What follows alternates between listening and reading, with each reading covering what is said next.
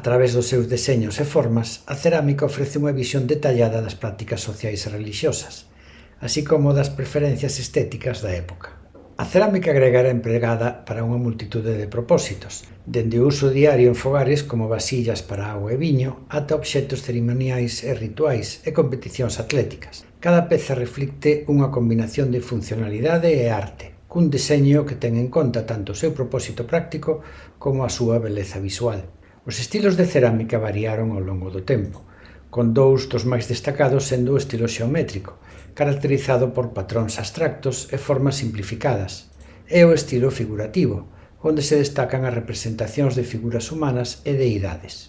Dentro do estilo figurativo hai dúas técnicas predominantes: a cerámica de figuras negras, onde as figuras son pintadas en negro sobre fondo vermello de arxila, e a cerámica de figuras vermellas, unha técnica posterior onde o proceso é inverso, deixando as figuras de cor natural de arxila con fondo negro.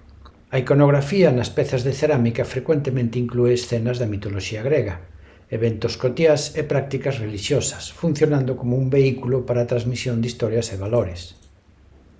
Os ceramistas gregos eran altamente respectados como artesáns e artistas.